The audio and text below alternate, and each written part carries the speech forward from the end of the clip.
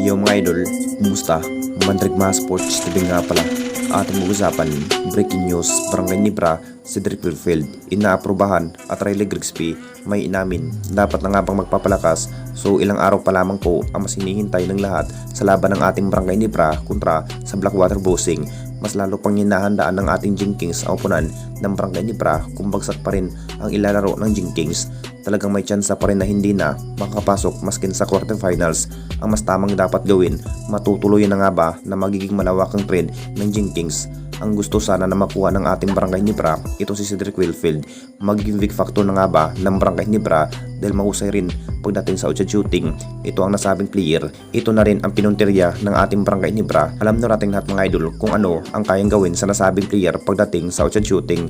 Siguro makukuha na nga ba ng Jinking, pero ang kapalit pa rin itong si Stephen Holt. Isa rin itong si Stephen Holt, gagawin trade asset ng ating Barangay Nibra. Ito na nga bang dahilan kung bakit maikli na nga lang po ang kanyang makukuhang playing time? Dapat na nga bang mas papalitan ng bagong player ng ating Barangay Nibra? Marami pa rin ang nasasabi mga idol, deserve pa rin na mapapalitan na mas bagong player itong si Stephen Holt. Dahil ngayon pa lamang po sa kanyang ipinakitang performance, bagsak pa rin ang kanyang ilalaro, 0 points pa rin ang kanyang naging average kontra sa Phoenix Fuelmaster. Masasabing si Stephen Holt na nga ba ang gagawin trade asset ng ating Barangay Nibra kapalit kay Cedric Wilfield? Maharabat na nga rin ang nasabing player ng Blackwater Bossing na si Cedric Wilfield papuntang Barangay Nibra. At dito na naman tayo sa isa pa nating balita. Riley Grigsby may inamin, dapat na nga bang magpapalakas?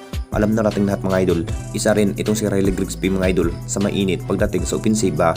Binuhat nga ang Barangay Nibra sa kanyang malahasil play na para bang outshot shooting lamang po ang kanyang posisyon, kung saan bihira lamang po sa bagong import ang dapat gawin sa bagong import na si Riley Grigsby mga idol. Masasabing mas lalo pang nagpapalakas, hard practice pa rin ang mas tamang gawin dahil matinding pagsubok pa rin ang kanyang gagawin dahil ang pangako pa rin sa nasabing import, gagawin pa rin ang kanyang hustle play para mabibigyan ang Barangay Nibra na mas magandang laban dahil nasa elimination round pa lamang po ang labanan. Deserve pa rin sa bagong import na magpapalakas kung ano pa nga ba ang ginawa ni Justin Brownlee. Ganun rin ang kanyang gagawin. Blackwater Bossing ang kanilang makakaharap sa 24. Isa rin ang Blackwater Bossing sa maraming guard player. Dapat na nga bang aggressive pagdating sa labanan itong si Riley Grigsby? Matinding big role pa rin ang gagawin sa nasabing coach na si Coach Tim Con mga idol para sa nasabing import kung paano pa nga ba na matalo ang makakasagupa ng ating Barangay Nibra. May 3 araw pa lamang po bago makakaharap ang Blackwater Bossing.